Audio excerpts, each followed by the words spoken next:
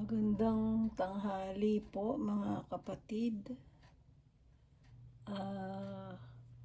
Muli po ay narito tayo at para magbasa. At yung pong binasa ko nung yung huli kong audio video ay isang napakagandang paghahayag po ng ating si Haring Solomon na anak ni Haring David. At nang i-review ko po yung aking audio video ay nabanggit ko doon na Haring David Haring Solomon po pala. Sorry po, pasensya na kayo. Muli po, gusto ko po na maipagpatuloy natin yung Dendo Nosho sa Japanese, Dendo Nosho, at mangangaral naman po sa Tagalog. At Ecclesiastico sa Spengo nga ba ito? Ecclesiastico.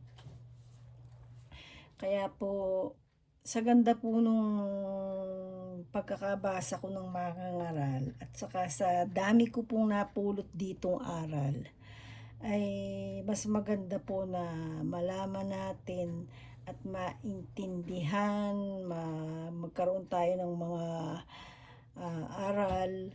Kasi po, ang salita po ng Diyos ay ibinigay sa mga tao, sa mga propeta noong unang panahon na wala pa tayo sa mundo, na pinatnubayan at pinangunahan ng banal na espiritu. Kaya naman po yan ay binigay ng Diyos para sa atin, para meron tayong guide. Guide po yan.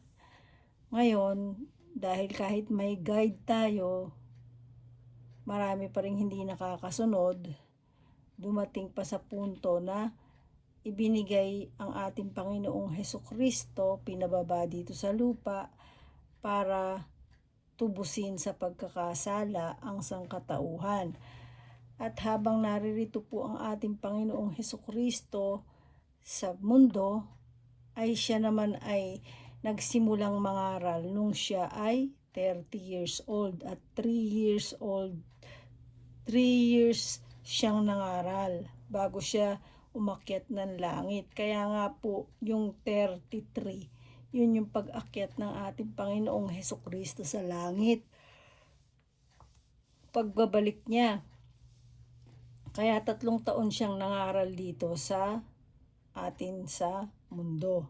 Kaya po ngayon, nais po nating malaman ang mga kasunod nitong mga ngaral para ating maalaman at maiguide din natin sa ating buhay. At ito pong mga ngaral ay ang sumulat po nito at ang isa pong dito ay ang ating si Haring Solomon, ang binigyan ng Diyos ng may matatag, malakas at napakaraming karunungan sa lahat ng mga haring nagdaan.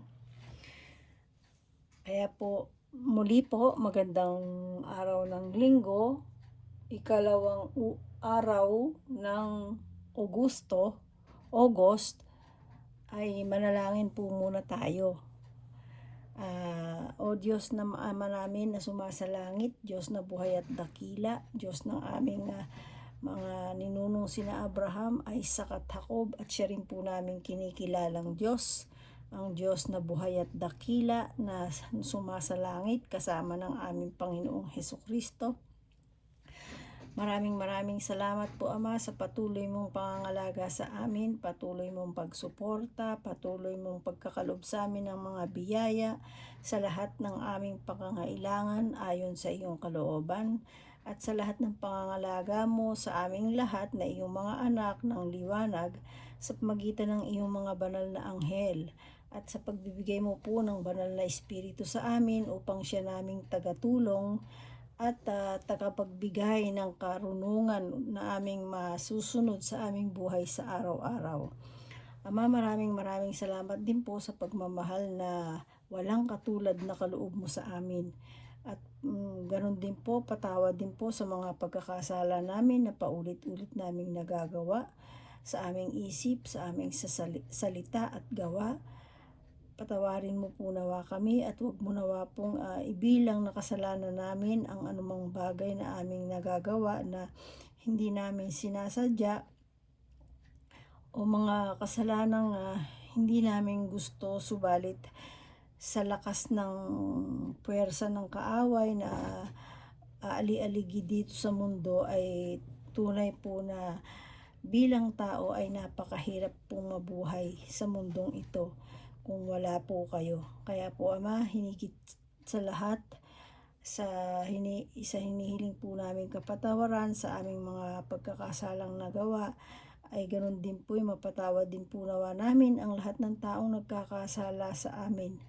At patuloy mo po nawa kaming gabayan, palakasin, at ibigay, suportahan sa lahat ng aming mga pangangailangan upang kami naman po ay makapagpatuloy ng iyong mga kalooban sa aming buhay. At ganun din po ang anumang karangalan, anumang kaalaman, karunungan na ipagkakaloob mo po sa amin ay maibahagi rin namin sa aming kapwa. Maraming salamat po.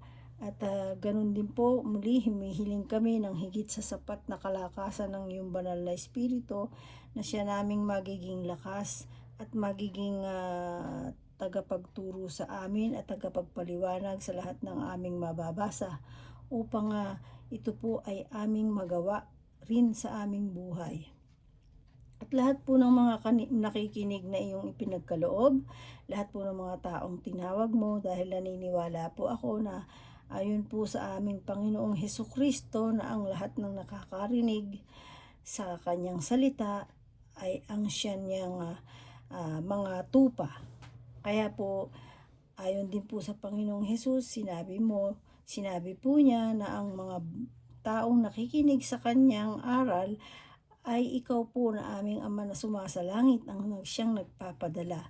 Kaya po, naniniwala po ako na lahat ng nakikinig dito sa binabasa ko po na ito o babasahin o sa mga binasa ko pa na iyong mga salita ay ikaw po ang nagpadala sa kanila, ikaw po ang humipo sa kanila at umakay upang maalaman nila ang iyong tamang kalooban. Maraming salamat po Ama, at hanggang sa muli po ang papuri at pasasalamat ay tinataas po namin lahat sa iyo, tanging sa iyo lamang, sa pangalan ng aming Panginoong Hesukristo. At naabutin mo po nawa kaming lahat saan man dako naroroon ang aking mga kapatid sa Panginoong Hesukristo, at bigyan sila ng higit sa sapat na kalakasan, at patuloy mo po silang pagpalain at dinggin anuman ang kanilang mga kahilingan upang sila ay makapagpatuloy sa iyong pagtawag sa kanila at makapagpatuloy sila na makapag-aral, makinig ng iyong mga salita upang maisabuhay nila sa kanila at sa lahat ng kanilang mga angkan. Salamat po Ama, muli po ang kaluwalhatian, papuri at buong pusong pasasalamat at tanging pagsamba ay sa iyo lamang. Ito po ay tinataas namin sa pangalan ng makapangyarihan, pangalan ng aming Panginoon at nag-iisang tagapagligtas, ang aming Hari, ang aming Panginoong Hesukristo. Muli po, to you, O living Father God, be the glory. In Jesus' mighty name we pray. Amen. Ang lahat po, mga kaibigan, ay magsabi ng Amen. Kaya po mga kapatid, heto po ako, sisilip po akong muli sa inyo. Ayan, pasilip-silip lang ako kahit kahit kakapraso. At mga kaibigan, lang po, konting favor lang, like and subscribe po, at isa pong malaking tulong po ito para natin maipagpatuloy itong ating pagbabasa. At sa tulong at awa ng Diyos, wala namang imposible, kaya po nananalig ako na ang lahat po ay ang Diyos ang kikilos para po makarating sa inyo ang mga ating binabasa at ating maisabuhay. Kaya po hanggang sa muli, magandang umaga at muli tayo po ay magbasa na ngayon. Okay po. Ngayon po ang ating babasahin ng isang po ang ating nabasa ay hanggang 3. Natapos po natin ang 3. Kaya po, ang ating pong babasahin ngayon ay 4. Nasa mga ngaral 4 po tayo at ito po mga ngaral 4 at ang atin po ay katulad po ng nabanggit ko, ang akin pong sa panahon po nung panahon po akong nakakaranas ng sama ng loob, mga hindi magagandang experience. Alam niyo po, sa pagpatuloy kong pagbabasa ng Biblia, marami po akong nakuha ditong kasagutan sa mga ngaral. Ayan po, makikita nyo naman. Tignan nyo po ang itsura ng Biblia ko. Ayan, kita nyo?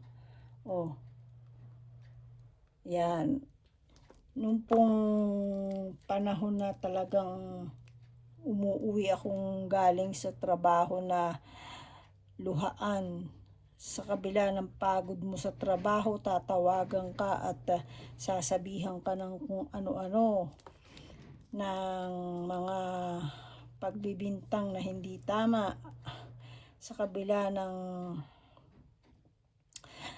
pagsakripisyo mo ng iyong sarili at ng iyong pinagpaguran sa iyong magulang.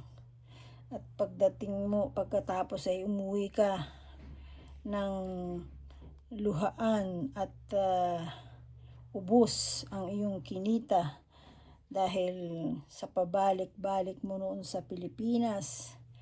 At pagkatapos ay muli kang umuwi ng Japan at ikaw ay maghahanap buhay na muli at kasama ang iyong pamilya. Ay pagtapos ay galing ka sa trabahong pagod na pagod, tatawagan ka ng kapatid mo at sasabihin sa iyo na ayaw niya ng kapatid na suwapang at ayon dun sa kapatid ko na yun ay tinangay ko daw lahat ng mga titulong na iwan ng aking mother. Imagine nyo, sa kabila ng pagod, hirap, luha, pera na inubos mo para maiayos ang magulang mo. Tapos pagdating sa ganong parte, ganon pa ang iyong mararanasan. Alam niyo po, nung panahong yun, napakalaki ng itinulong ng salita ng Diyos sa akin at ako po ay dito ko po nakuha lahat ng sagot at ito po ang nagbigay sa akin ng kapayapaan. Kaya po ngayon, basahin na po natin ang 4. Yan. Dito po ang nakalagay po dito sa 4 ay under siya ng kawalan ng katarungan. Ayan po. Kawalan ng katarungan. Yun po ang nakalagay. Ito. Kawalan ng katarungan. Kaya po, babasahin ko na po. Nakita ko rin sa ibabaw ng lupa na ang katarungan at pagiging matuwid ay nababahiran ng kasamaan. Sa loob-loob ko'y hahatulan ng Diyos ang masama at ang mabuti pagkat may itinakda siyang panahon para sa lahat ng bagay tungkol sa tao. Naisip kong sila ay sinusubok ng Diyos upang ipakilalang ang tao ay tulad lamang ng mga hayop. Ito po yung nabasa ko nung last, Ulitin na lang po natin. Ang hangganan ng tao at ng hayop ay iisa, kamatayan. Iisa ang kanilang hininga. Ang tao'y wala ng kaibahan sa hayop, pare-parehong walang kabuluhan.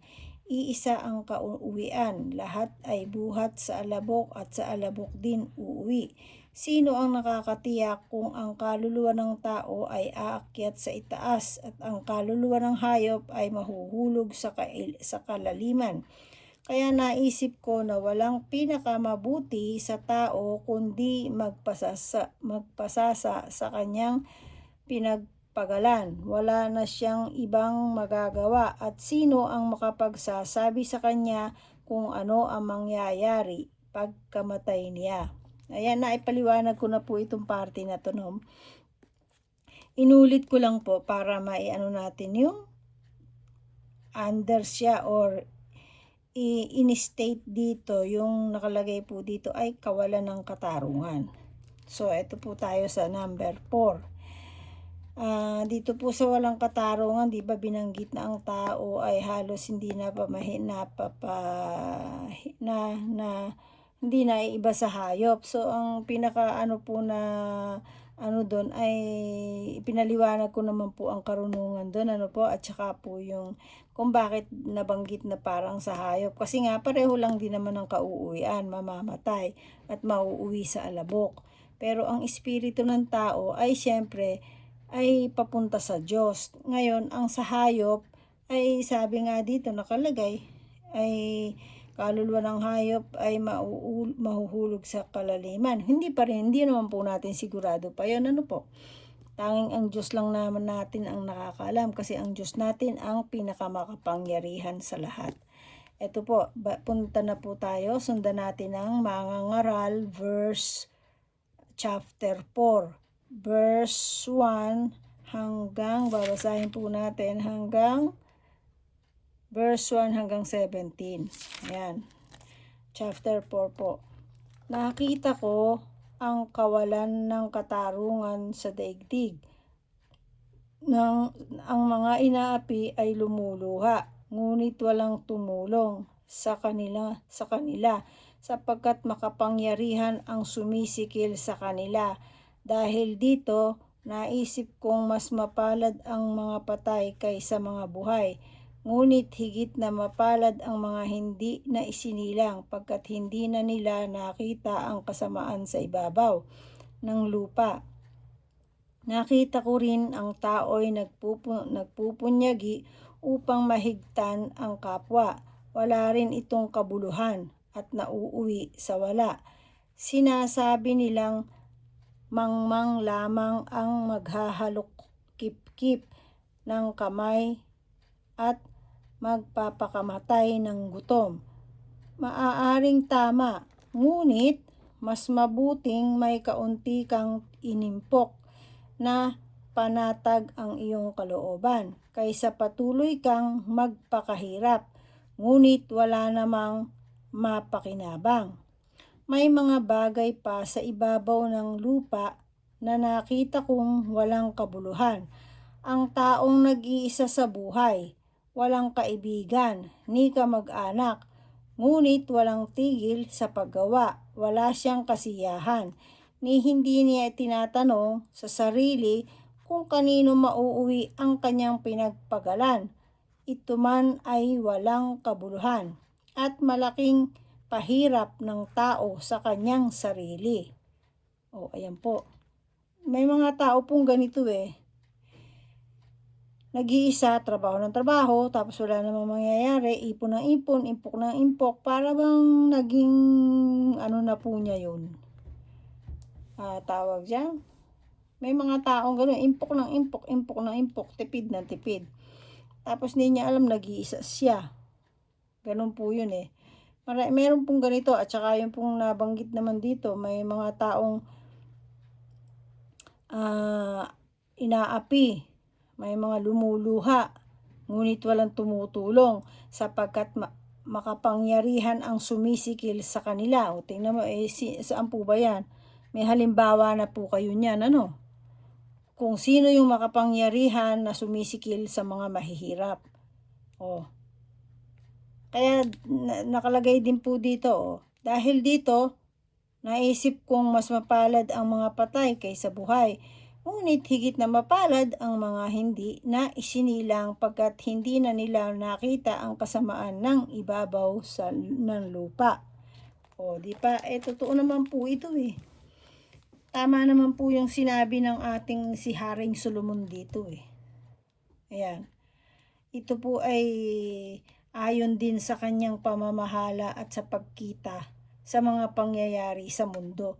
Kaya maliwanag na maliwanag po yun.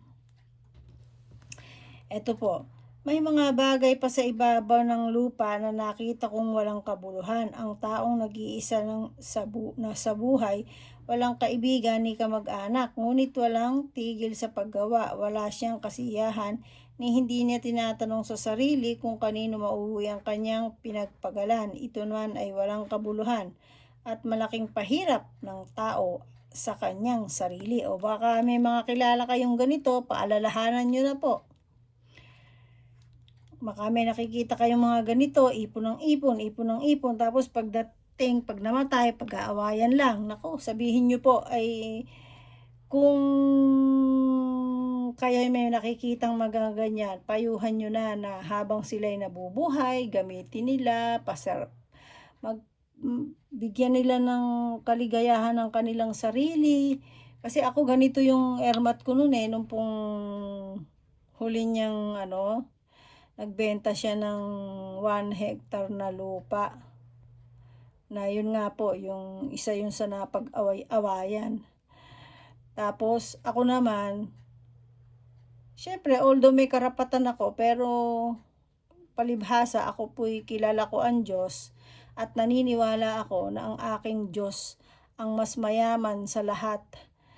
At kung ano man ang kailangan ko'y maipagkakaloob niya. Kaya yung mga bagay-bagay po na yon, ako po, sa totoo lang, hindi ako nag-i-interest sa mga ganon. Kung talagang loloobin na mapa sa akin, bakit nga ba? Bakit na ba? Patatanggihan mo. Pero kung maraming magiging kaaway, maraming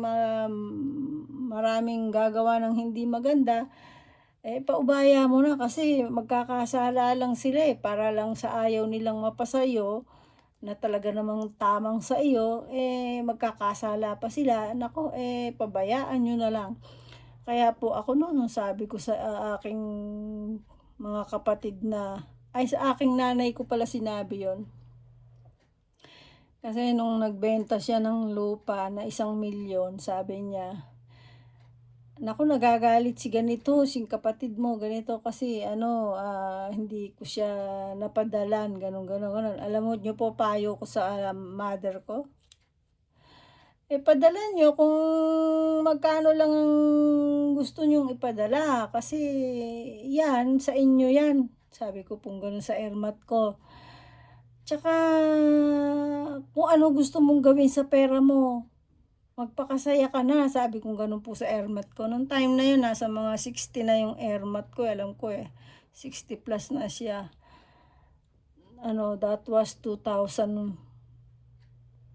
3, ganyan, mga ganyan. Sabi ko pong ganun, naku, huwag nyo nang intindihin mga kapatid ko. Kasi ako bunso sa amin magkakapatid May nasingit lang na isa Tapos ngayon po, sabi ko pong gano'n sa kanya, kayo na dyan sa nyo, sa pera nyo. Huwag nyo nang kumbaga mag-enjoy na siya. Ganun po ang ko sa ermat ko. Mag-enjoy na kayo, huwag nyo na kaming intindihin. Hayaan nyo na yung pera nyo sa inyo. Dahil, syempre, pera niya yun Hayaan natin siyang dahil matagal siyang hindi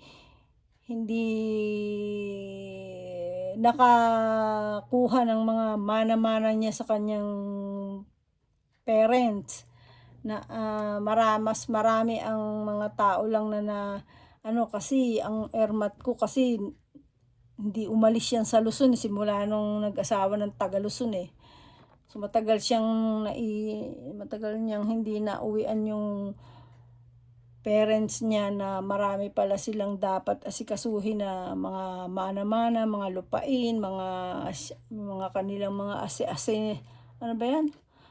Para mga anuhan ng mga lansones, mga ganyan, na hanggang sa nakuha na lang ng kung sino-sinong kamag-anak, ganyan po.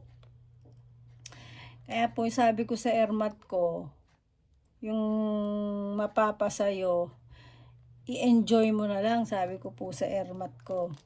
At ako naman po hindi na ako nagpaano pa na o bigyan mo ako ganyan. Tapos ito po yung sinasabi ko na kung talagang may kilala kayo na talagang alam niyo namang may edad na, hayaan ano nyo po na i-enjoy na lang niya yung kung ano meron siya. Ganun po. O, ito na po tayo sa chapter 4 under ng 10, verse 10. Ang dalawa ay mabuti kaysa isa. Mas marami ang bunga ng anumang gagawin nila. Kapag nabuwal ang isa, maitatayo siya ng kanyang kasama.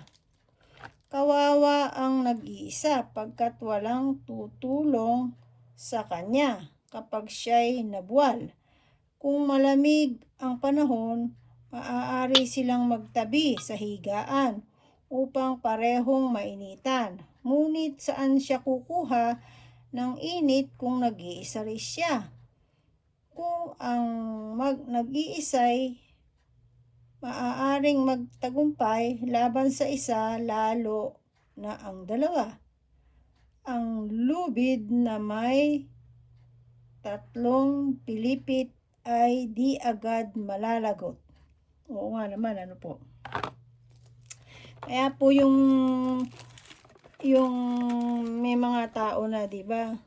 Kaya nga sabi ng Diyos, kapag ka ang mag-asawa ay nag-asawa, hindi basta-basta pwedeng paghiwalayin ng tao. Ganun po. Kaya po sa totoo lang, parang ganito, sa pag-aaral po ng salita ng Diyos at sa pag-uusap ng salita ng Diyos, ng higit sa dalawa o higit sa isa, o di dalawa, ano po, ay pumapagitna po ang banal na espiritu ng Diyos. Ano ba naman tong aking alaga? Kinakagat yung tenga ko. O, tignan nyo naman po yan, o. Yan, o. Katapakakulit. O, sabi mo, good afternoon, everyone. Ito na naman po ako. Nangungulit na naman po ako sa mami ko. O, kasi hindi ako pinapansin. O, ayan po, nakita nyo yan. Naku po, kinakagat yung tenga ko. Habang ako'y nagbabasa. O, sige, dyan ka. Umukulitin si mami. Ayan. Ang isang batang mahirap ngunit matalino ay mabuting dihamak sa isang haring mangmang na ayaw pang tumanggap ng payo. Ang batang iyon ay maaaring maging hari mula sa bilangguan kahit siya'y ipinanganak na mahirap. Ang isang batang mahirap ngunit matalino ay mabuting dihamak sa isang haring mangmang na ayaw pang tumanggap ng payo. Ang batang iyon ay maaaring maging hari mula sa bilangguan kahit siya'y ipinanganak na mahirap. Nakita ko ang lahat ng nabubuhay sa daigdig at natitiyak kung sa kanila ay may isang kabataang hahalili sa hari. Walang tigil ang pagdami ng taong nasasakupan ng isang hari. Ito po nakalagay dito na ang batang yaon ay maaaring maging hari mula sa bilangguan. Not exactly po yung bilangguan ng mga yung mga bilibid, hindi ganun po yun ha. Yung bilangguan po na yung sa kahirapan ba. Siyempre, maraming tao na mahihirap na tinatawag na nakabilanggo sa kahirapan. So, ang it means po dito ay nakalagay po dito maaaring ang batang yaon ay maging hari. Kahit pa sabihin mong siya'y mahirap, bilanggo siya sa kahirapan, pwede siyang maging hari. Parang katulad nga po ni Haring Solomon, o di ba anak siya ni Haring David kay Bathsheba. Na si Bathsheba ay asawa ng soldier ni Haring David. O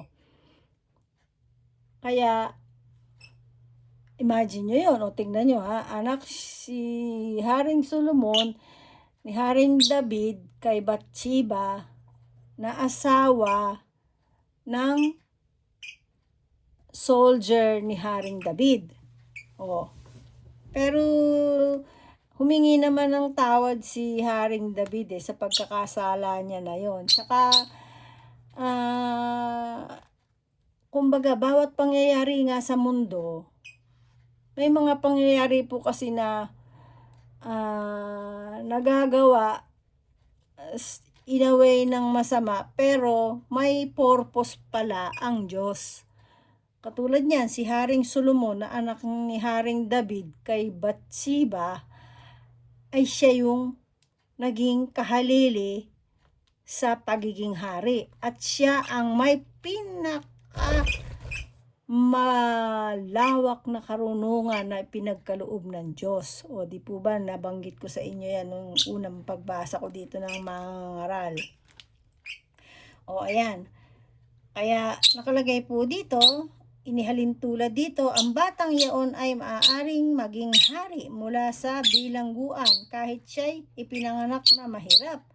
Nakita ko ang lahat ng nabubuhay sa daigdig at natiyak kong sa kanila'y may isang kabataang hahalili sa hari. Walang tigil ang pagdami ng taong nasasakupan ng isang hari. Ngunit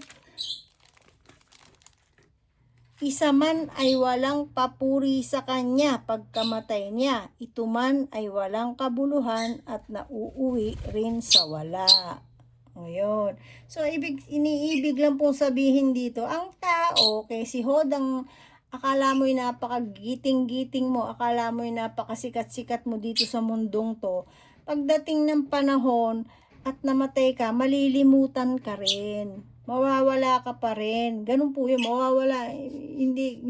Kumbaga, hanggat nabubuhay ka, okay, naalala ka. Pero pagka namatay ka, ala ka na. Kaya po napakaganda nung isa lamang naman ang ating nalaman na namatay, na nabuhay, at hindi nakakalimutan ng tao. Yung maraming tagasunod. Ayun na nga po ang Panginoong Hesus yun. Ibig sabihin. Kasi siya yung ating tagapagligtas. O ngayon, ito na po tayo sa Mga Ngaral chapter 5. At ito po ay under ng huwag pabigla-bigla sa pangako. O ayan ha. Tingnan nyo ha. Huwag pabigla-bigla sa pangako. Mag-ingat ka sa pagpasok sa bahay ng Diyos. Ang pagsunod ay mabuti kaysa handog ng isang mangmang. Pagkat hindi alam ng mangmang kung ano ang mabuti't masama, huwag kang pabigla-bigla sa pagsasalita sa harap ng Diyos. Isipin mo munang mabuti ang ipapangako mo sa Kanya, pagkat nasa langit siya at ikaw ay nasa lupa. O ayan. So, ang ibig po sabihin dito na huwag tayong pabigla-bigla. Isang aral po ito na huwag tayong pabigla-bigla sa ating mga sinasabi na walang katiyakan. Parang ganito po yun eh. Maraming tao na kasi hindi nila alam na hindi dapat gamitin ang pangalan ng Diyos. Dahil ako dati po hindi ko rin alam yun ha. Nung ako'y bata pa na yung halimbawa mangangako ka. O, marami kasi pong tao na nangangako na ginagamit pa ang salita ang pangalan ng Diyos, di ba? Sumusumpa pa nga. Hindi po dapat 'yon. At saka ayon po sa ating Diyos, kapag ka hindi ka talaga, parang halimbawa, merong nag-aya sa'yo, huwag mo sasabihin, ewan ko, titingnan ko, hindi po ganon. Dalawa lang ang pwede mo daw isagot, ang gagawin mo, oo o hindi. Yun po mismo ang nakalagay sa Biblia. Huwag kang magsasalita lang, sige titingnan ko, ewan ko, hindi daw po ganon. Ang turo po dito ng Biblia ay sumagot ka lamang ng oo o hindi. Yun po ang aral sa Biblia. At saka, ito po yung sinabi dito na, di ba maraming mayayaman, o tabi-tabi po, bato-bato sa langit at tamaan ay magagalit. Ang mayayaman po, di po ba, sa mga simbahan ay malakas magdonasyon. Di po ba? Dahil kasi ako dati, hindi man ako mayaman, pero nagdodonasyon pa rin ako dati noon sa simbahan, sa Katoliko. Kasi nung hindi pa ako nagbabasa ng sarili ko sa Biblia. Ngayon, patago pa nga ako noon. Hawak ko sa kamay ko yung sobre, tapos aabot ko pa sa pare yun tanda ko po yun Ngayon, bagay, ako tinatago ko pag ako nagbibigay, hindi ko po pinapakita. Kasi, para sa akin, kapag magbibigay ka, hindi mo kailangan ipangalandakan. Ganun po kasi ako. Hindi mo kailangan ipangalandakan. Unless, kinakailangan mong sabihin kung talagang kailangan. Pero kung hindi mo naman kailangan na ipangalandakan, ba't mo sasabihin? Ngayon po, marami po kasi na mayayaman na pag nagsisimba, di ba? Di ba yung pag nagdodonasyon sila, talagang may mga pangapangalan pa, may mga nakalagay pang pangalan, yung mga donasyon nila sa fence, yung mga donasyon nila sa kung ano-ano, sa karsada, di po ba na may mga pangapangalan pa? Hindi naman po pala yun dapat. Hindi po kalugod-lugod sa Diyos yung mga ganon. Kasi po, dapat kapag tutulong ka, lihim. Ikaw lang at ang Diyos lang ang nakakaalam. Yun po yung mga bagay na pagtulong na may balik ng maganda. Ganon. Hindi mo kailangan pag nagbigay ka, ipangalandakan mo. Ganon po yun. Basta nagbigay ka, lihim mo lang. Huwag mo sabihin, nagbigay ka, ganyan. Kasi po, ang Diyos ang nakakakita, so Diyos din ang magbabalik sa iyo. Pag nakita niya na nagbigay ka, na hindi yung pakitang tao, ganun. Ayan po.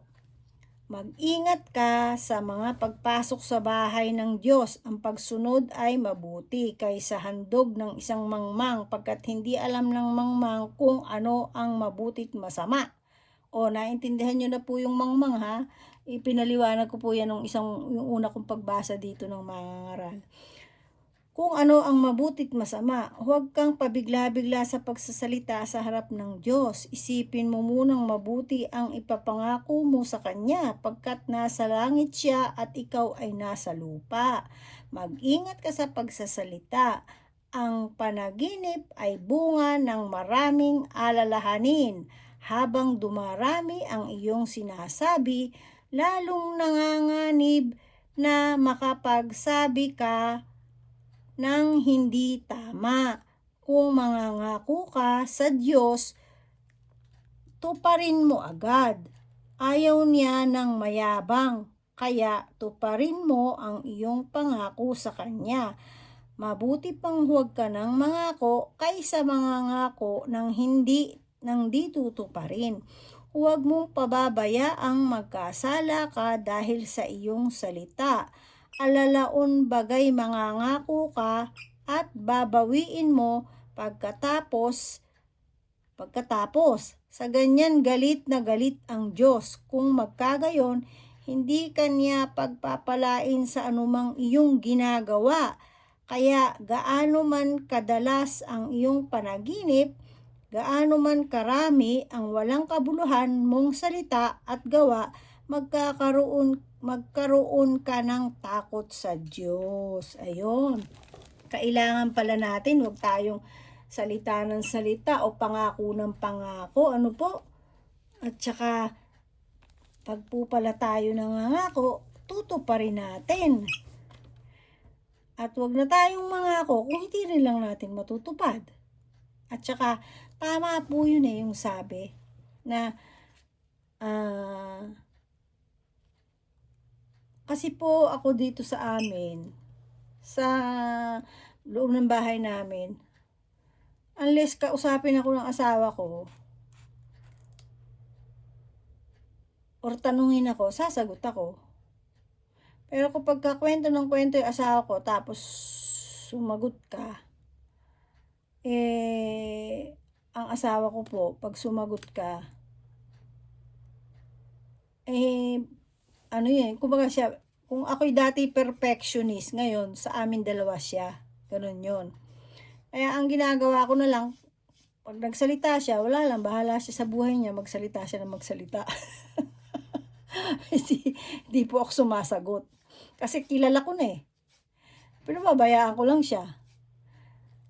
So ngayon, pag naman ako nasa labas, at sa amin naman mga kasama ko, kaibigan ko, pag minsan napapakwento naman ako, napaparami ako ng salita, pagka umaalis ako, sabi ko sa sarili ko, dapat di na ako nagkwento, dapat di na ako nagsalita. Yun, ganun po. Next time, hindi na ako magsasalita ng tama na yung nasabi ko. Ganun po. Kasi, tayo po mismo yung makakapigil sa ating sarili. Tsaka po, bawat bagay na matatapos sa atin, sa buong maghapon, syempre po, di ba, may 24 hours. So, bawat bagay, bawat klase ng makaharap natin, makasama natin, ma-encounter natin sa maghapon, kada matatapos yon, kumbaga po, i-review nyo. Yun ang pinakamaganda, i-review nyo po. Ano ba yung ginawa ko ngayon? Ano ba yung sinabi ko ngayon? Ano ba yung kanina? Ayan. Para po, nalalaman nyo kung napasobra ba kayo, may nasabi ba kayo, meron ba kayong hindi dapat na i-advise. Ganyan po dapat, kasi ako, sa pagbabasa ko po ng Biblia, natututo na din ako ng mga, dito po ako natuto. Yun ang katotohanan po. Dito po ako natuto sa Biblia ng mga bagay-bagay sa buhay. Sa mga bagay-bagay na nai-encounter ko sa buhay, dito rin po ako nakakakuha ng solusyon. Yun po ang katotohanan. Kaya ito po, yung sinabi dito, kaya gaano man kadalas ang iyong panaginip, gaano man karami ang walang kabuluhan mong salita at gawa, magkaroon ka ng takot sa Diyos. Yun po ang totoo doon. Kaya kailangan hindi tayo dapat magsalita na magsalita. Lalo na kung hindi naman salita ng Diyos, hindi naman aral ng Diyos, hindi natin kailangan magsalita na magsalita. Kailangan lang nating magsalita kung aral ng Diyos, kung salita ng Diyos na dapat nating ibahagi. Pero kung wala namang kabuluhan, hindi natin kailangan magsalita na magsalita. Yun po. Kasi, kada salita natin at napapasobra, kakaroon lang tayo niya ng mali Unless, kada magsasalita ka, sabi nga, think 1,000 times before you deliver. Sabi nga, bago ka magsalita, bago mo ilabas yung sasabihin mo. Yun po. Para, at least, ma-review natin, malaman natin na sa pagsasalita natin, ay hindi tayo magkasala sa ating Diyos. Diba? O, ito po. Ang nakalagay naman po dito, ang buhay na walang kabuluhan. O yan. Ang buhay ay walang kabuluhan. Ito po sa akin dito, ang buhay na walang kabuluhan ay yung wala kang Diyos. Wala kang alam sa salita ng Diyos. Hindi mo sinusunod ang Diyos. Hindi ka namumuhay ng ayon sa salita ng Diyos, ayon sa kalooban ng Diyos. Yan, masasabi ko pong ang buhay mo'y walang kabuluhan. Pero tingnan po natin dito kung ano ang nakalagay dito. Ang buhay ay walang kabuluhan. Huwag kang magtaka kung makita mong ang maliliit ay inaapi ng mga nasa kapangyarihan. Alalahanin mong ganun din ang ginagawa ng nakatataas sa kanila. At bawat pinuno ay may nakasasakop ding mas mataas na pinuno sa isang lupaing puno ng kasaganaan. Ang hari ang may pinakamainam na kalagayan. Ang gahaman sa salapi ay walang kasiyahan at ang haling sa kayamanan ay hindi nasisiyahan sa kaunting pakinabang. Ngunit ito may walang kabuluhan. Habang lumalaki ang kayamanan, dumarami ang nangangailangan at ang tanging kasiyahan ng may-ari ay ang isiping siya ay mayaman. Mahimbing ang tulog ng isang manggagawa, marami man o kaunti ang kanyang pagkain.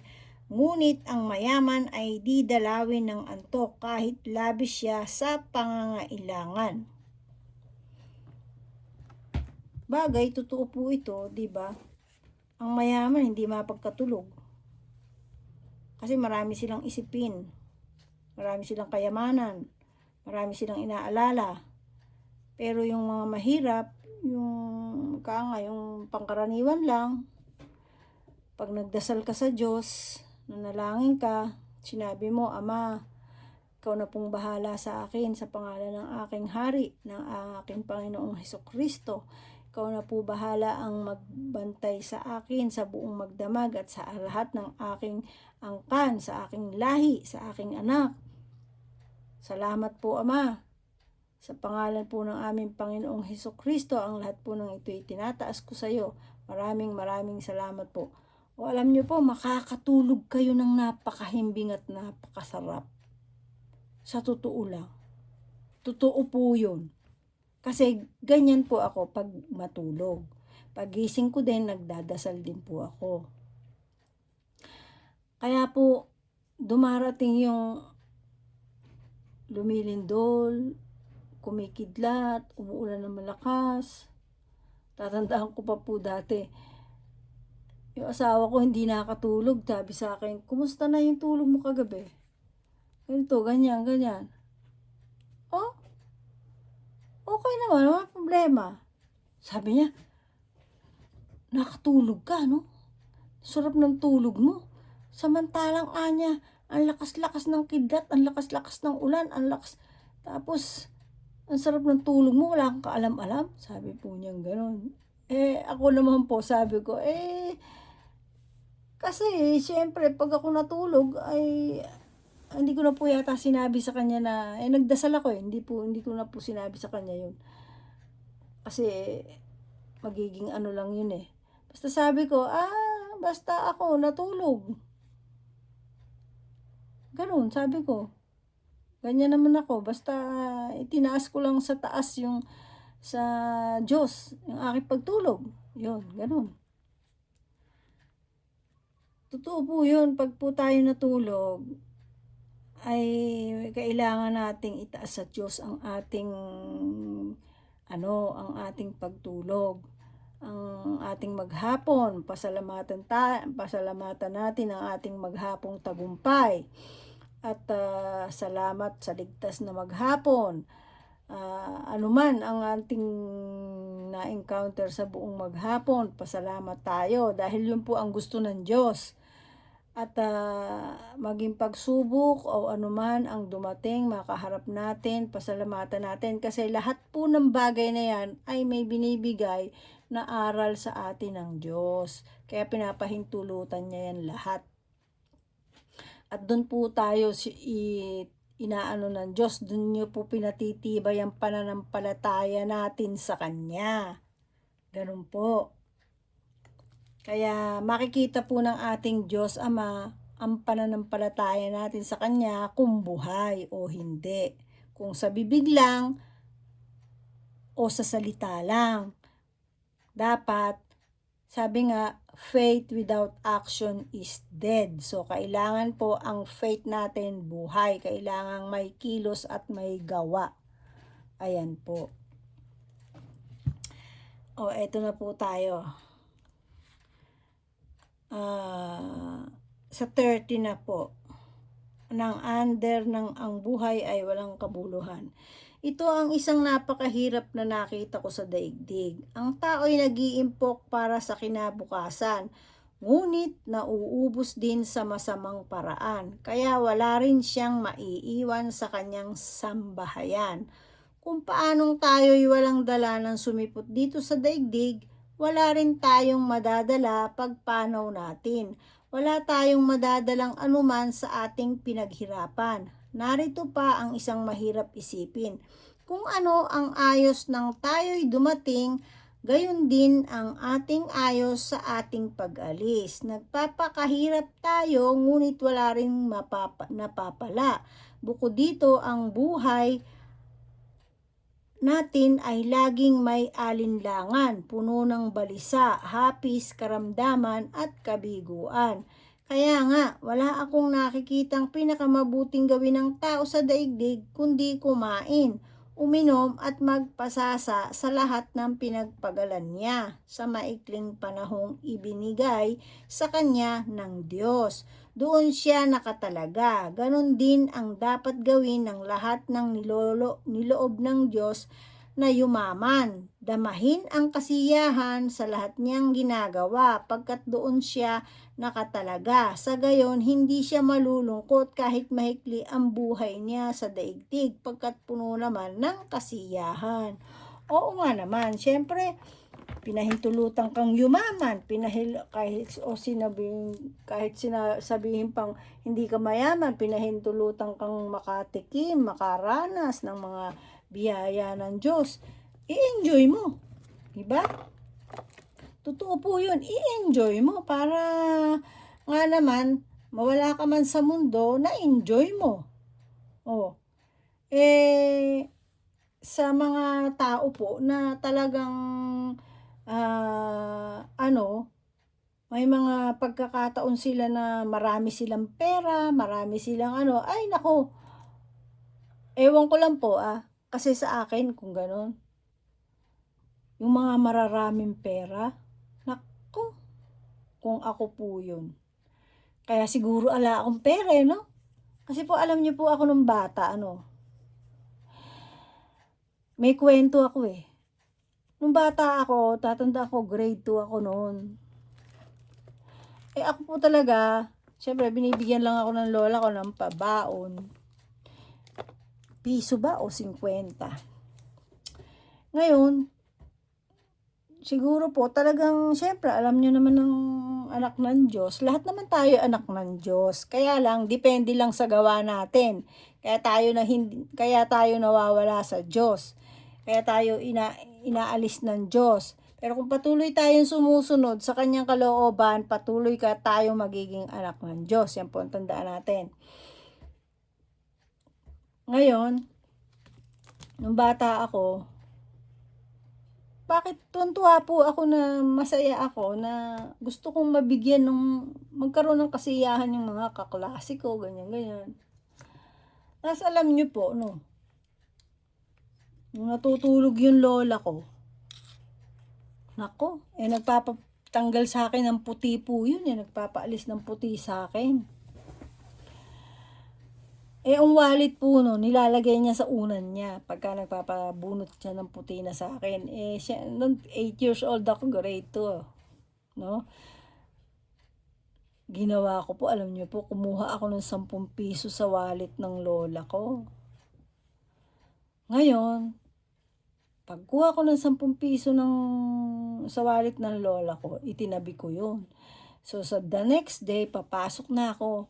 Ay, alam niyo po, pinabarya ko yun. Pinaagaw ko. Pinabarya ko yata ng puro tig 25, 50. Tapos alam niyo po, pinaagaw ko ng pinaagaw sa mga kaklase ko. Kapag nauubos yung barya, papalit na naman ako ng para maging barya. Paaagaw ko na naman sila. Naku, alam mo, ang sarap-sarap po ng pakiramdam ko noon na natutuwa yung mga kaklase ko. Tapos nagkakaroon sila ng pera. Kaso nabuko ako eh. Nabuko ako na kasi yung teacher ko, pamangkin ng lola ko, nabuko ako. Pinatawag yung lola ko. Ayan, nabuko ako na nakakupit ako sa kanya ng 10 piso. Kaso, aba, nung kumupit po ako ng piso 10 piso kada mawawala ako pinagbibintangan ng mga kamag-anak ko, mga salbahe. Yun lang po ang naging consequences nun, hindi maganda. Pagamat maganda yung aking naiisip, pero yung ginawa naman ng angkan ko, akala nila lahat ng nawawala, ako kumukuha. Nako, yan ang isa sa pinaka hindi magandang consequences dun sa iniisip kong mabuti. Kaya po hindi lahat ng iniisip natin na mabuti, na makatulong tayo ay mabuti. At hindi po lahat ng pagtulong at pagbibigay ng makakaginhawa sa ating kapwa ay mabuti.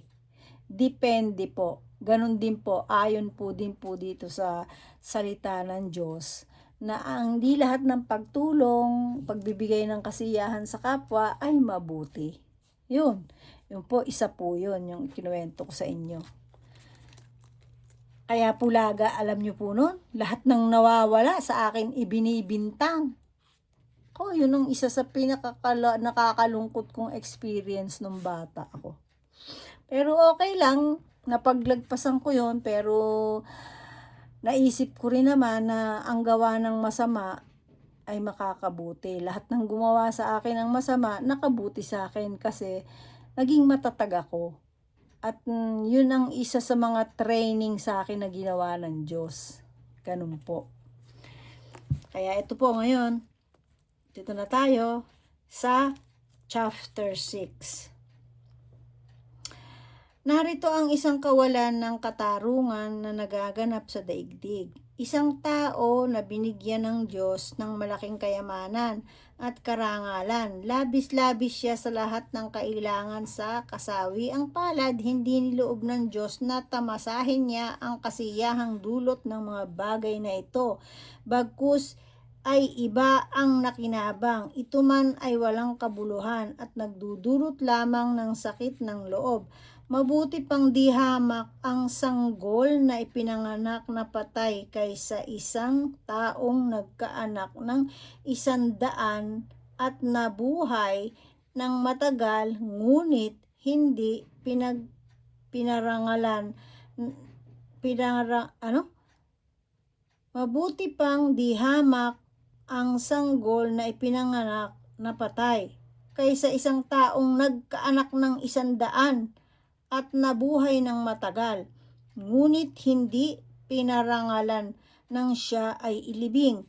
Wala rin buting na matatamo ang sanggol kahit siya'y ipanganak, pagkat papanaw rin siya at malilimutan. Hindi nito nakita ang araw ni matikman ang mabuhay, ngunit mayroon naman siyang ganap na kapayapaan. Kaya mabuti pa siya ng hindi hamak kaysa isang taong nabuhay ng 2,000 taon, ngunit di nakaranas ng kasiyahan. Bukod dito, isa ang uuwian ng lahat. Nagpapagal ang tao para sa kanyang tiyan, ngunit kailanmay di siya nagkaroon ng kasiyahan. Ano ang kahigtan ng matalino sa mangmang? Ano ang mapapala ng isang mahirap kahit malaman niya ang pasikot-sikot ng buhay? Wala ring kabuluhan, para lamang hanging nagdaan. Kaya mabuti pa ang masiyahan sa anumang kalagayan kaysa mangarap ng di naman makakamtan. Lahat ng nangyayari sa daigdig ay alam na noon noong una pa, at ang tao'y di makapananaig laban sa kapangyarihang higit sa kanya. Habang humahaba ang pagtatalo, ay lalong nauuwi sa wala ang usapan, at sino man ay hindi nakahihigit sa isa. Sino ang nakakaalam kung ano ang mabuti sa taong nabubuhay sa maikling panahon at pagkatapos ay nawawalang tulad ng anino? Sino ang makapagsasabi kung ano ang nangyari pagkamatay niya? O, ayan po. Totoo naman po di ba? Sa totoo lamang, kaya tayo, ang totoong reason po kung bakit nilikha ng Diyos ang tao ay para maglingkod sa Kanya. Yan po ang tunay na purpose ng tao kung bakit nag-exist sa mundo.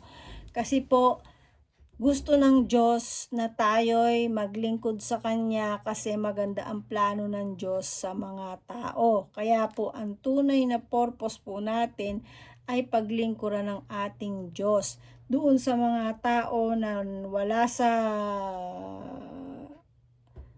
mata ng Diyos o ang taong mga wala pagdating sa kalooban ng Diyos, kailangan po natin sila na mapaalam ang mga bawat plano ng Diyos. Ipaalam sa kanila kung ano ang kalooban ng Diyos. Yan po ang talagang purpose ng Diyos sa tao kung bakit tayo nilikha. Hindi tayo basta nilikha na basta ka na lang kabuting sumulpot na pag may nakakita sa'yo, kukuhanin ka, kakainin ka. Hindi po ganun yon. Nilikha po tayo dahil may purpose ang Diyos sa atin. At isa na po ito, itong ginagawa natin, yung pakikinig natin ng Kanyang salita. Na sa pakikinig natin, mayroon tayong naaaral. At yung naaaral natin, pwede rin naman nating i-apply kung saan sa ating kinaroroonan. May mga taong nangangailangan naman po nung mga bagay na kalooban ng Diyos na malaman nila. Kung may mga, parang ganito, bibigyan ko kayo ng halimbawa. May kaibigan ka, may asawa. Ngayon, yung kaibigan mo na yon nangangaliwa.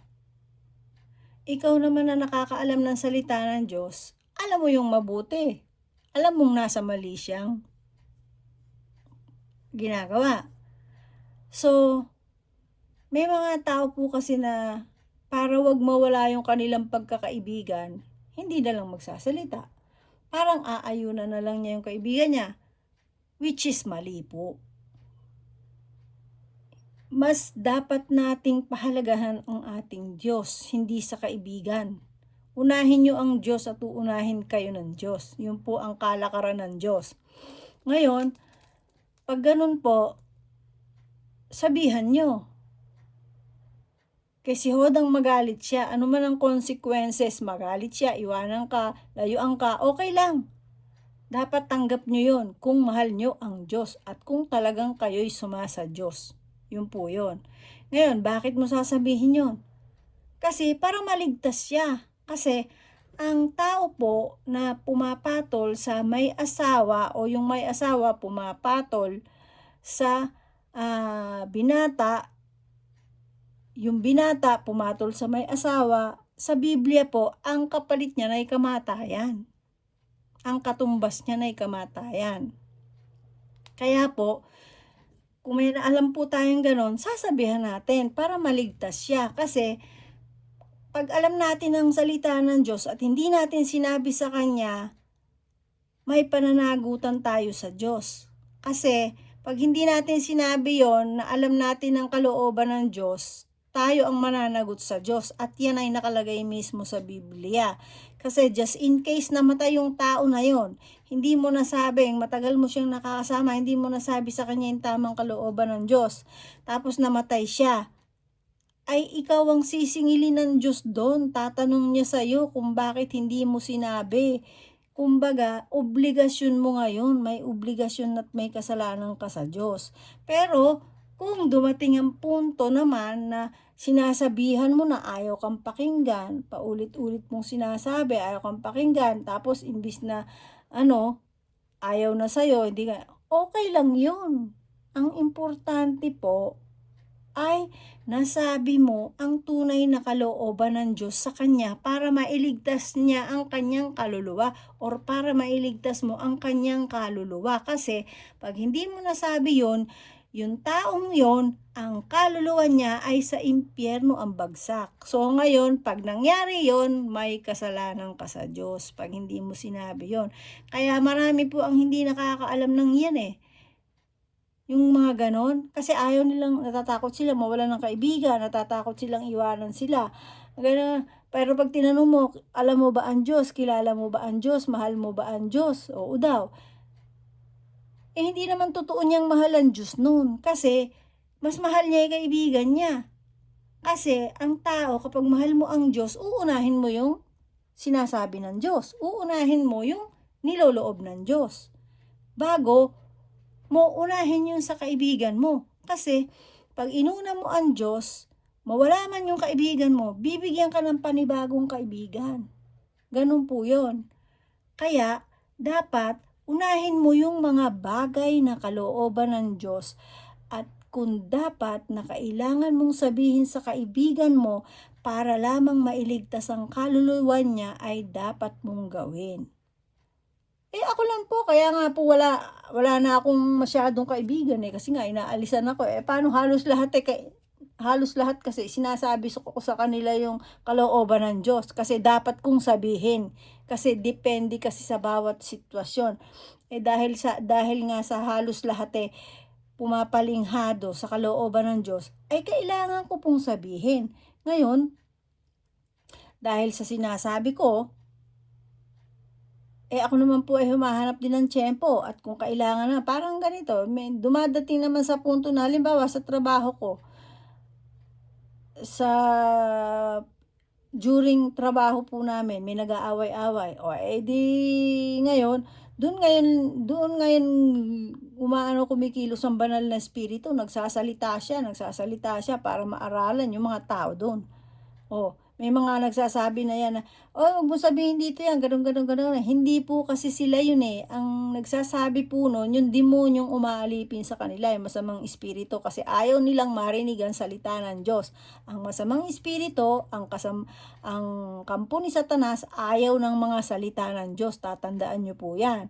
At kapag nagsasalita ang alagad ng Diyos, ang ginagamit ng Diyos, at nakakaramdam kayo ng antok, i-rebuke nyo po yun kasi pinaaantok kayo ni Satanas, ng kampo ni Satanas, ng mga alipores ni Satanas para hindi nyo marinig ang tamang salita at kalooban ng Diyos. Ganyan po. Kaya po, matuto po tayong mag-rebuke. Sabihin mo, by the blood of Jesus, lumayas ka rito. I break all the rights you are entering here. Sabihin mo gano'n. Wala kang karapatan dito, wala kang rights dito para umenter dito. By the blood of Jesus, pinalalayas kita, inaalis ko ang karapatan mo sa akin. Wala kang karapatan sa akin. Tanging ang aking Diyos lamang ay may karapatan sa akin. Lumayas ka dito, pumunta ka sa iyong mga kapon. Gano'n. Tingnan nyo po, lalayasan kayong bigla ng mga masasamang isipin sa inyong isip at puso. Yan, totoo po yan. Sinasabi ko po yan kasi proven ko lahat yan. Ayan po, no? Kaya po, tunay na tayo, kung tutuusin, huwag tayong matakot na mawala ng kaibigan. Ang Diyos, gawin nating kaibigan. Ang ating Panginoong Jesus. Tapos may banal na espiritu pa na pinadala sa atin. Matatakot pa ba kayo? Apat-apat na kayo. Parang ganito, ako, ang Panginoong Jesus, ang banal na espiritu at ang Diyos Ama. Apat na kami. Kumpleto. Kaya po kayo, huwag kayong matakot na wala kayong kaibigan. Kaya dapat mas maging matatag kayo. Kasi pag ang Diyos ang inyong kinaibigan, nasabi wala na kayong kailangan pa sa sabihin nyo na inaayawan kayo ng kaibigan nyo? Ay, nako, hindi nyo po aalalahanin yan. Kasi ako, nung bata ako, sanay na ako kasi talaga nag-iisa. Sa totoo lang. Kasi ako, katulad ng sinabi ko po sa iba kong video, audio video, bata pa ako talagang kinakausap ko na ang Diyos eh. Lahat ng bagay sa buhay ko sinasabi ko sa Kanya. Kaya nga may sabi pa nga ako sa Kanya na, ako lang po ang salita ng salita dito eh. Kakatuwa na. Sabi ko po nung bata ako, elementary ako lang po salita ng salita na alam ko po naririnig niyo ako, kaya lang hindi ko kayo naririnig eh. O, tinan niyo nga, kasi bata eh, syempre, di ba? Ngayon po, alam ko na ang kanya palang salita sa pamagitan pala ng Biblia na kanya mga pinasulat sa binigay niyang kalakasan ng banal na espiritu, ay dito pala niya tayo kinakausap. O, di ba? Maraming paraan ng Diyos para marinig natin siya, para makausap tayo. Para makausap natin siya, para malaman natin kung ano ang kalooban niya. Yan, ganyan po ang ating Diyos. Kaya wag po tayong mag-alala, mga kaibigan, kapatid, mga kasubscriber, mga kababayan, kapwa, dito sa mundong to. Ayan po. Nandito na po tayo sa ikapito. Basahin po natin ang ikapito. Ayan, maiksi lang naman po yung ikapito. Kasama pa rin po yan, under pa rin po yan ng ang buhay ay walang kabuluhan. Kaya po nakita nyo, may kabuluhan ang buhay kung tayo'y sumasa Diyos. Pero kung tayo'y wala sa Diyos, wala pong kabuluhan. In short, kung ang buhay lang natin ay nasa material na bagay lang, walang kabuluhan ang ating buhay. Pero kung nasa Diyos tayo, kahit tayo walang material na bagay, ay may kabuluhan po ang ating buhay. Ayan po. Ang mabuting pangalan ay mas mahalaga. Ito po, chapter 7 na tayo po ng mangangaral. Dito po tayo, hanggang dito po tayo. Ang mabuting pangalan ay mas mahalaga kaysa mamahaling pabango, at ang araw ng kamatayan ay higit na mabuti sa araw ng kapanganakan. Ayan ito po yung aral Meron kayong makukuha dito. Ang mabuting pangalan mas mahalaga kaysa mamahaling pabango, at ang araw ng kamatayan ay higit na mabuti sa araw ng kapanganakan. Pero ano po ginagawa ng mundo? Ang kapanganakan palagi, kabaliktaran ang ginagawa. Ang kapanganakan palagi ang pinaghahandaan ng sandamakmak. Ang totoo po, kaya nga po ang ating Panginoong Hesukristo mismo yung kamatayan niya mismo ang pinaalaala sa atin. Yung po, hindi po yung yung kapanganakan. Ang pinakamahalaga po na ating pahalagahan ay ang kamatayan ng ating Panginoong Hesus.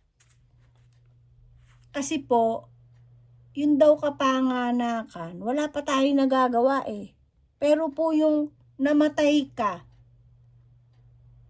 yung mga nagawa mo nung nabubuhay ka, yun po, meron na po yung resulta. Pero kung pinanganak ka, tapos sa buong buhay mo wala ka namang nagawa, ganun din. Kahit po sabihin namatay ka, pinanganak ka, at wala kang nagawang mabuti sa kalooban ng Diyos, kumbaga sinayang mo yung pagkakalikha sa'yo, sinayang mo yung pagkakalitaw mo sa mundo, wala ngang kabuluhan. Di po ba ganun yun? Ayan. Mas mabuting pumunta sa bahay ng namatayan kaysa bahay na may handaan, pagkat dapat alalahanin ng buhay na siya man ay itinadaring mamatay. Ang kalungkutan ay mas mabuti kaysa katuwaan. Ayan, ito po meron akong dito. Ang kalungkutan ay mabuti kaysa katuwaan. Hindi naman po sinabing malungkot ka, maglungkot ka ng maglungkot. Hindi naman po ganoon. Ang mundo po kasi naman din, baliktad ang ginagawa. Walang ginawa kundi kasiyahan, di po ba? Puro kasiyahan, puro kasiyahan. Pero, ang itinuturo po sa atin, ang kalungkutan ay mas mabuti kaysa katuwaan. Ibig sabihin naman po, hindi naman maglungkot na maglungkot. Ibig sabihin, wag naman yung sobrang saya na wala nang patumanggang kasayahan. Puro na lang saya, puro na lang gusto, puro na lang enjoyment, ganyan. Hindi rin po maganda yon. Kasi after ng enjoyment na sobra-sobra, kalungkutan, ay di ba mas maganda yung malungkot ka muna bago ka magsaya? Di po ba mas maganda yon? Oh. Kaysa naman yung saya ka ng saya tapos biglang lungkot. Oh. Di nga, kayo nga po. O sige, tingnan nyo. Ang kalungkutan ay mas mabuti kaysa katuwaan, pagkat maaaring malungkot ang mukha, ngunit masaya ang kalooban. Ito po, totoo yan. Although nakikita kang malungkot, akala malungkot ang mukha mo, pero ang kalooban mo punong-puno ng kapayapaan at kasiyahan. Yan. Yan po ang pinakamaganda sa buhay. Mangmang ang isang taong nag-iisip ng kasayahan. O yan, gusto nyo maging mangmang kayo? Mangmang ang isang taong nag-iisip ng kasayahan, ngunit matalino ang isang taong naghahanda sa kamatayan. O, mas maigi ang saway ng matalino kaysa papuri ng isang mangmang. O yan. Ito pong mas maigi ang saway ng matalino kaysa papuri ng isang mangmang. May mga galit pagka yung ayaw nila yung taong prangka, yung pinagagalitan sila. Nagagalitan sila tapos hindi nila alam na kung sino yung galit na ano sa kanila, yun talaga ang may tunay na pagmamahal sa kanila. Kaysa yung pupurihin, oy ang ganda-ganda mo, oy ang gwapo-gwapo mo, oy ang ganito, ganyan. Tapos naman, hindi naman pala totoo, bukang bibig lang. Kaya mas the best pa ako kasi yung mga, nung high school ako, mas naging ano ko doon sa mga teacher kong prangka. Mas marami ako natutunan. Yan. Ang mangmang ang isang taong nag-iisip ng kasayahan.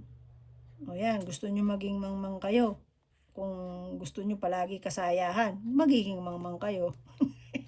Sige po, ayan. Ngunit matalino ang isang taong naghahanda sa kamatayan. Mas maigi ang saway ng matalino kaysa papuri ng isang mangmang. Ang halakhak ng mangmang ay tulad ng putok ng apoy, walang kabuluhan. Ang matalinong nandadaya ay para na ring mangmang. Ang suhol ay sumisira sa dangal ng tao. Ang wakas ng isang bagay ay mas mainam kaysa pasimula. Ang tiyaga ay mabuti kaysa kapalaluan. Pag-aralan mong magpigil sa sarili. Mangmang lamang ang nagtatanim ng galit. Ayan. Mangmang lamang ang nagtatanim ng galit. Kaya po ako, sinisikap ko hanggat maaari, pinagpe-pray ko palagi na alisin ang galit sa puso ko kapag meron man. Palagi ko pong ipinagpe-pray, lalo na yung mga gumawa sa akin ng hindi magagandang ala-ala. Pinagpe-pray ko po sa Diyos na mapatawad kong lahat, maalis ang sama ng loob ko, kasi importante po sa atin yun sa ating buhay. Ayan. Ang suhol ay sumisira sa dangal ng tao. Ang wakas ng isang bagay ay mas mainam kaysa pasimula. Ang tiyaga ay mabuti kaysa kapalaluan. Pag-aralan mong magpigil sa sarili, mamang lamang ang nagtatanim ng galit. Huwag mong itatanong kung bakit mabuti noong araw kaysa ngayon, pagkat iya'y tanong ng walang katuturan.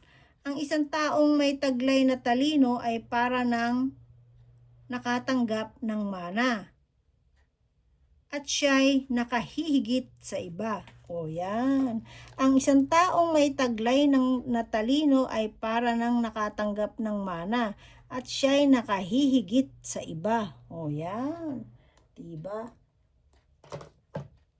Kaya pilitin natin maging matalino tayo. Matalino tayo sa kalooban ng Diyos. Huwag po sa mundo, ha.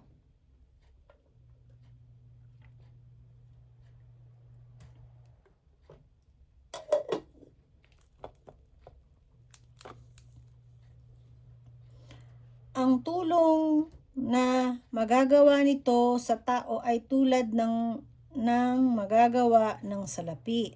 Ang tao ay maililigtas ng kanyang karunungan. Iyan ang kabutihan ng karunungan. Dili-dilihin mo ang ginawa ng Diyos. Sino ang makapagtutuwid sa binaluktot niya? Magalak ka kung mainam ang takbo ng lahat ng bagay. Sa panahon ng kahirapan ay isipin mong parehong ipinadadala ng Diyos ang kaligayahan at kahirapan. Sino ang makakaalam kung ano ang mangyayari bukas? Sa loob ng maikling panahon ng aking pamumuhay, nakita ko ang lahat ng bagay. Nakita kong ang tao'y namamatay kahit siya'y mabuti at may masamang nabubuhay ng matagal. Huwag kayong magpapakabuti o magpapakatalino ng labis. Bakit mo pa hihirapan ang iyong sarili? Huwag ka namang magpapakasama ni magpapakamangmang at baka mamatay ka nang wala sa panahon. Huwag kang magpapakalabis ng kabutihan o kasamaan sa anumang kalagayan mo. Magtatagumpay ka kung matatakot ka sa Diyos. Ayun. O, yun naman pala, di ba? Huwag kang magpapakalabis ng kabutihan o kasamaan sa kanumang kalagayan mo. Magtatagumpay ka kung matatakot ka sa Diyos. O, di ba? Tunay naman eh. Kasi ang ating Diyos ang number 1 na mas mataas ang kanyang karunungan kaysa tao. Kasi ang tao ay ginawa lamang ng ating Diyos. Higit ang magagawa ng karunungan ng isang tao kaysa magagawa ng 10 hari sa isang lungsod. Walang taong nabuhay sa daigdig na gumagawa ng mabuti at hindi nagkakasala. Huwag mong pakikinggan ang lahat ng sasabihin sa iyo ng tao at baka kalaunan ay mismong alila mo ang humamak sa iyo, pagkat alam mo ang sarili mo kung gaano nakarami ang iyong hinamak. Sa lahat ng bagay ay sinubo ko ang kaalaman, sa pag-aakalang ako'y matalino, ngunit napatunayan kong hindi pala. Hindi natin matatarok ang kahulugan ng buhay. Napakahiwaga nito para sa ating maunawaan. Nagpatuloy ako sa pagdidili-dili. Nagsuri akong mabuti at mataman kong siniyasat ang dahilan ng lahat ng bagay. Nalaman kong kamangmangan ang magpakasama at kaululan ang magpakamangmang. O, tingnan nyo nga po yan. Kamangmangan ang magpakasama. O kaya yung mga nagpapakasama ay mangmang. At kaululan ang magpapakamangmang. O tingnan nyo nga po yun. Natuklasan ko ang isang bagay na mas mapait kaysa kamatayan. Ito'y walang iba kundi ang babae. Ayan, ang babae. Ayan. Makinig kayo mga lalaki. Ito'y walang iba kundi ang babae. Ang kanyang pag-ibig ay tulad ng bitag at ang kanyang mga bisig ay tulad ng tanikala. Ang taong matuwid ay lumalayo rito, ngunit napahuhuli ang mga masama. O yan. Madali palang bitagi ng masasama ng mga babae, ano po? Buti na lang ako ang kalahati babae, ang kalahati lalaki. Hindi po. Ang ibig sabihin, ang aking paninindigan ay lalaki. Palibhasa, ang aking kuya ay 7. Pang-8 na ako. O, di ba? Siguro po, kasi ako sa totoo lang mas marami, mas boyis po, yun, boyis ang tawag dun eh. Kasi ako umaakyat sa puno, nag-iistila ng kuryente, gumagawa ng ilaw, ganyan po ako eh. Oh. Kaya po dito sa bahay namin, ako lahat ang gumagawa. lahat. Kaya nga tatay na ako, nanay pa ako eh. Ganun po. Ayan. Sinabi ng mga ngaral, pinag-uugnay-ugnay ko ang lahat ng bagay at ito ang aking natuklasan. Pagkatapos ng mataman ngunit bigong pagsisiyasat, nastuklasan kong sa 1,000 lalaki, isa lamang ang matalino at sa 1,000 babae, walang matalino kahit isa. Ito lamang ang natitiyak ko, ang tao'y nilikha ng Diyos sa kabutihan, ngunit ang tao'y nag-iisip ng kung ano-anong bagay. Sino ang ipapantay ng taong matalino na nakasasaliksik sa lahat ng bagay? Ang kaalaman ay nagpapasaya sa mukha ng tao, pati ang matigas na anyo ng mukha ay nawawala. O yan. O ayan po, natapos tayo. Susunod po, dito po tayo na sa 8. Ang nakalagay naman po dito, sundin ang hari. O, yan po. Maganda po ang ating napag-usapan ngayon, ano? Maganda po talaga itong mga ngaral eh. Marami rin po kasi talaga itong mga ano eh. At ang may ano po dito, ang may mga ano po dito, ang isa sa ang ating Haring Solomon, ang binigyan ng ating Diyos ng pinakamalawak na karunungan bilang hari. Kaya po mga kaibigan, maraming salamat po. Andito pong muli nakapagbasa tayo na ipagpatuloy ko po yung nabasa natin sa mga ngaral, napakinggan natin na 1 hanggang 3. Ngayon naman po ay 4 hanggang 7. Yan, natapos po natin. So, kapag po gusto nyo po uli na na makinig dito, i-open nyo lang po yung playlist natin, mga ngaral. At nakalagay naman po doon kung mga anong chapter o anong chapter siya ang nabasa na natin. Kaya po may mga mapapakinggan na po kayo kung kayo nagdadrive, kung kayo gusto nyong magpahinga, matulog o habang natutulog kayo, makinig kayo sa binasa natin, sa usapan natin. May mga room po tayong mga usapan doon na talagang makapagbibigay sa atin ng kalakasan. Kaya po mga kaibigan, hanggang sa muli po. Maraming salamat po sa inyong pakikinig. Kaya po, hit lang po ng subscribe and like mga kaibigan para magpatuloy tayo sa ating pagbabasa. O sige po mga kapwa ko, ang kapayapaan po ay sumainyong lahat saan man kayo naroroon at ang lahat ng biyaya ng Diyos ayon sa kanyang kalooban ay mapasa ating lahat. Muli po, tayo na po ay magpasalamat sa ating Diyos. O Diyos Ama namin na sumasalangit, maraming salamat po sa oras ng pagkakasama mo sa amin, sa presensya ng iyong banal na Espiritu, na kasama namin sa aming pakikinig at aming pagbabasa. Maraming salamat po. Ang lahat po nawa ng aming napakinggan ay maisabuhay namin at patuloy namin na magawa sa aming buhay.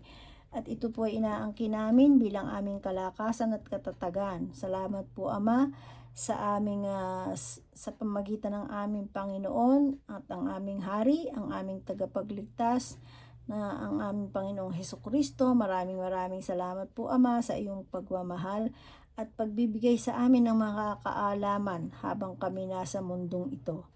Muli po Ama, ang lahat po nawa ng nakapakinig dito sa amin ay i-enlight mo po silang lahat at ipaliwanag po mabuti sa kanilang lahat na magawa rin nila sa kanilang buhay at kung saan man sa kanilang mga siblings, kanilang angkan ay maipagkaloob din po nawa nila na ma-share ang nararapat ayon sa iyong kalooban. Muli po, salamat at pagpalain mo po nawa kaming lahat Ama, patuloy na pagpalain sa aming buhay saan man kaming dako naroroon sa parte ng mundong ito.